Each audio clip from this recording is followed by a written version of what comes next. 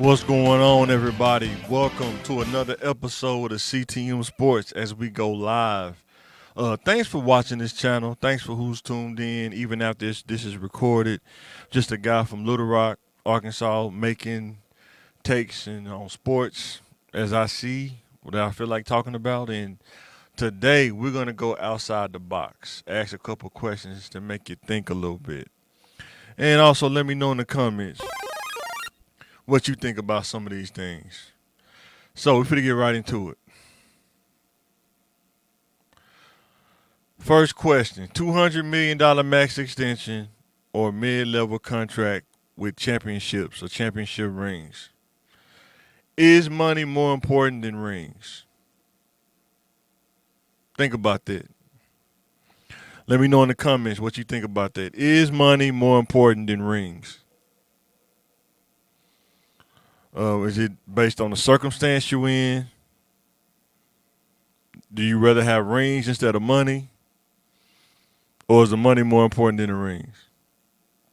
There's a lot of ways you can cut the apple, but I know, even as a regular person in the work field, you never want to leave money on the table. Ever. If you don't have to, don't leave money on the table. I know they said Jalen Brunson, he took $100 million less in order to get more talent on the team. And the angle to look at that as is, what if the Knicks aren't able to secure good free agents because people don't like to come to New York? Did you just lose $100 million that you're not going to get back? Somehow, owners have tricked players into taking discounts,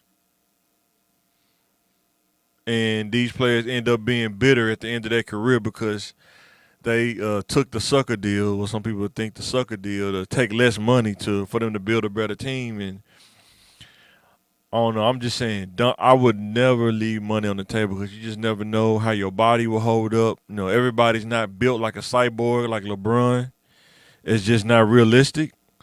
And also, sometimes you got to look at the team that you're going to. Like, say, New York. They haven't won in a long time. I know they went to the playoffs this year, but a lot of people don't like the ownership. A lot of people just don't like the culture in New York. Taxes. Think about L.A., like the Clippers. Hadn't won none in a long, if ever. And it's like the culture is just, even though with the new owner, Steve Ballmer, billionaire owner, seems like something just still ain't clicking yet with them. I don't know what it is.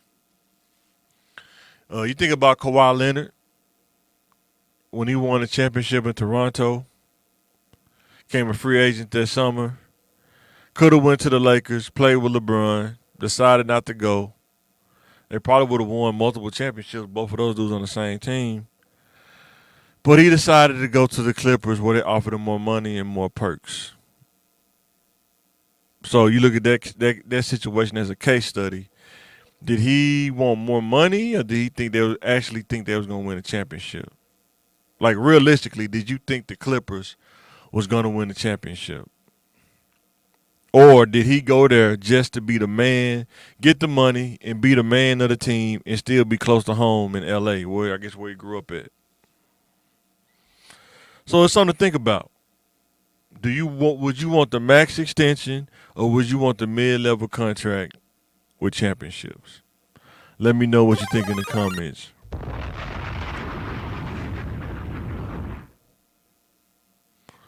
So our next one is, how does the inner city breed competition in people? Anybody that's grew up in the inner city, let me know. Let me know in the comments. How does it breed competition? It seems like everything you do just about is competition if you're not aware of what's going on around you. Sometimes you got to break from that and not feel like you're competing against another person. You have to reprogram yourself and realize everything that I'm doing is for me and my betterment, not to compete against another person. But, this is another way of thinking about it, outside the box. Because if you don't think outside the box, sometimes you get stuck in that herd mentality. and you're doing what everybody else is doing. Everybody else wearing blue, so you want to wear blue. Everybody else want to wear this kind of shoe, so you want to get the shoe to keep up with the trends. And then one thing I think growing up in the inner city, which I don't think was a bad thing, but growing up in the inner city, it was always about being original. The time I grew up, because I'm 41, so it was always about being original, not biting somebody else's style, not trying to be like somebody else. You got to be yourself, whatever that may be. And that may be some of the good things that breeds from it. It teaches you how to be original. But there are some dark spots about competition where it can get unhealthy, where you're steadily comparing yourself to another person when you don't have to. Or you can compare yourself to another person and you realize that that person is like light years better than you. And you can either accept that, or some people can't accept that. And they always spend the time chasing another person instead of improving themselves. So don't get caught up in the inner city competition against each other. Or some people, they competition and they feel like they made it and they look down on other people. Now I got a Lexus. Now I look at you different because I got a Lexus, or I got a Mercedes 550 or whatever. Now I'm looking down on everybody else. Definitely not the way to do things. You know what I'm saying? Always kind of keep yourself in a humble mindset, but with confidence at the same time. But don't ever. I wouldn't recommend just looking down on people because of your status or something you obtained. But let me know in the comments what you think about that.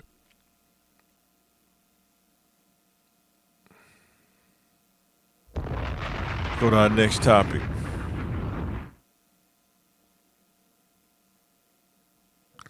How tough is it for a regular person to stay in shape? I would love to hear some of the comments on this. How tough is it for the everyday 9 to 5 person, family man or family woman, to stay in shape? If you single and working, you probably can fit time in there because you don't have other things to kind of balance your time on. So you can go to the gym, 2 or 3 hours or twice a week. But when you're a family, when you're a husband or a wife and you got kids, or even a single family, a lot of your time is devoted to the kids. A lot of your time is devoted to making sure that you provide stability for your household. And think about regular people, us working people.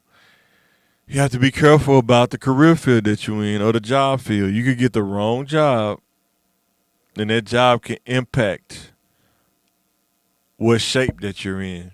If you get a sit down job and you don't find time to work out and balance that, majority, I'm gonna say about 70% of people who work sit down jobs, if they don't find something to keep themselves in shape, out of that 70%, probably about 40% will probably have snacks at their desk because of the job don't let you move around like that, and they only give you 30-minute lunch breaks. And to be honest, if you work some jobs, that ain't even enough time to get to your car, go get something to eat, and come back. You didn't burn through 25 minutes just like that. So they have stuff at their desk that they eat to try to save time and not, come back late from lunch. So you end up sitting at your desk, eating snacks and having lunch at your desk, and you're still sitting down. You're not moving around, burning, using your metabolism, your natural metabolism to burn that. And your metabolism starts to slow down over time. And when most people get off work, let's just be honest, you work 9 to 5, 8 to 4, even 2 to 11, you don't feel like working out, depending on what kind of job you got. You have to will yourself to stay in shape as an adult, as a regular person that's not playing professional sports. You have to will yourself.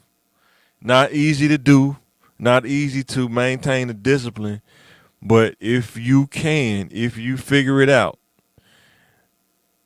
you can maintain your health as you progress in age. is always important. Please, I have to say this. Please take care of your health. And just because somebody say take care of your health, they're not saying just say they're not trying to shame you or anything. I'm saying take care of your vitals, your organs, all of that. If you got to give up the vices, give it up because it's easy to get out of shape and it's harder to get back in shape. Remember that. It's easy to get out of shape and it's harder to get back in shape because as an adult, you find out there's so much time being spent in other things. Like, where did the time go? And most people, about 70, 80%, working people don't work out when they get off work. They go home and they sit on the couch and kick their feet up, try to get ready for the next day. That's just how it is as a regular working class people. You have to find that will inside of you when you get home to at least can you do an hour? Can you go walk on the bridge or at the big damn bridge or something? Can you walk around the track, the local track or high school or whatever? Can you find something to just kind of stay active to keep you motivated? So let me know in the comments what you think. How tough is it for a regular person, a regular working person to stay in shape?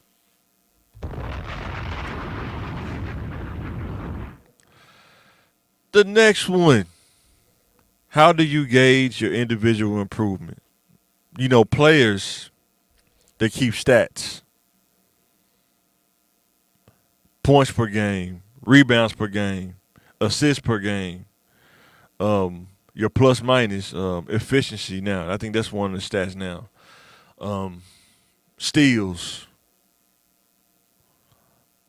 all kind of stuff. Keep stats. Football, they keep stats. Interceptions, tackles, sacks, touchdowns, passing yards, yards after catch. And you try to improve. Let's say if you had 12 touchdowns the first year, you want to try to get 12 or more the next year. You want to improve. So let's say, as a regular working class person, what are some of the ways you can gauge your individual improvement? Whether it's your career, whether it's salary improvement, whether it's skill improvement. How do you improve as an individual? What are some of the things you gauge on? Is it every 5 years you want to, be able to get a 50% raise, 10% a year, increase a year? What about your skill set? You started out in IT, you started out at help desk, but in another 5 years, you want to be working in systems or programming or networking side of IT? Or do you want to, and then another 10 years, do you want to be working in management, executive level of part of IT, being a CTO, vice president of IT, all kind of things out there. But how do you gauge your improvement? Just like basketball, they have to improve. In order to make more money, you have to improve your skill set. Same way in the work world. In order to to make more money, you have to improve your skill set. As a help desk or IT specialist, there's a cap on how much you can make. Just like in the NBA, if you're a mid-level player or, like the ninth man on the team, there's a cap on how much the ninth man can make. You want to be as close as the top player that you can. That's when you start getting into the money. But you got to be the top player. But in order to be the top player, there are detailed things that you have to do and have to understand in order to be the top dog, to be the detailed player or the alpha of the team. It's like at work to be the alpha of the team. There's a lot of things you have to do. It's not just the easy way. There are a lot of things you have to do. Communication is one of those things. Just like in sports, PR, public relations, aesthetic means a lot sometimes. It can make or break your marketing. Same way in the corporate world, aesthetic can be a value that can be added to your overall skill set. How do you look when you walk in the room? Do you wear a suit? You don't want to wear a suit. However you want to go about it, but understand, even though you may not like perception, it's still a game to be played, and you got to understand: do you want to win, or do you want to still do it your way? And if you do it your way, can you accept what comes with doing your way? Something you gotta think about. When I was young, I didn't wear suits at all. I didn't even get my first suit till I was in my late 20s, almost 30. I think I was like 25 when I got my own. I think I still got this suit somewhere too. But I think I was like 24, 25, maybe 28, somewhere in there when I got my first suit because I was going to a interview to be a firefighter. Didn't have a suit. I had to go get one, but that was my first time. Now I got a couple suits, but and I noticed that when I went to an interview, the job I work in now, I went there the initial interview. I had a suit on, and that just having a suit wearing that to the interview kind of changed the game. But let me know in the comments, how do you gauge your individual improvement? I would love to hear some of you guys' comments about that. So with that being said, what are some of the milestones that a regular person should have? Do you have any milestones for us working class people? Players, you want to get drafted, get on the team. You have a milestone, whether you're a guard, whether you're a forward, or whether you're a big man. What kind of guard are you? Are you a passing guard, so you want to get a number of assists? That's a milestone for you. If you're a scoring guard, you want to get a certain number of points per game. That's a milestone for you. So let's bring this back to regular people. What's a milestone for you? And when you have milestones, that help you improve as an adult. Discipline, being disciplined, and paying bills consistently. Being disciplined and making good decisions consistently. Getting to a point of stability consistently where you can operate on your own without needing assistance from another person or any like a government assistance or anything. One of the hardest things as an adult is when you first starting as an adult, when you in that in between stage where you're making money but you're not making enough to be stable, but in the government eyes you're making enough, the bare minimum, but you can't get assistance because you're making the bare minimum. So you make too much to get assistance, but if you make any less, you'll be like super broke, almost in poverty. But in that in between stage, that's when you really have to be disciplined in how you budget your money. You can't go splurging. You really got to think about what you're going to prepare your meals and eat, how you move around, gas, car maintenance. If you live in an apartment or a house, maintenance of that, cleaning, all those things. But as I'm telling you, as an adult, you have to set milestones for yourself. Incremental, whether it's incremental, whether it's big milestones, whatever, just set some milestones for yourself. Me making content, I had to set milestones. I just had to get started first. Then I just get little things as I go. And I got to get around to making some videos. How to start on a minimal budget. You see a lot of guys on here on YouTube, man. These dudes got crazy budgets. So I don't know where they get the money from. I don't have that kind of money, but I work with what I have. I don't complain about what I don't have. I just work with what I have and get to those milestones. And then as you get to the milestones, like help me reach 1K, I can invest back and get more equipment to increase my production. But until then, I'm going to work with what I have. So make milestones for yourself. Set milestones, set goals for yourself. Because if you don't do that, what are you doing? Are you just complacent? Because most people say, I'm just trying to survive, but how long do you be in that mode of surviving? When do you get out of that mode of survival?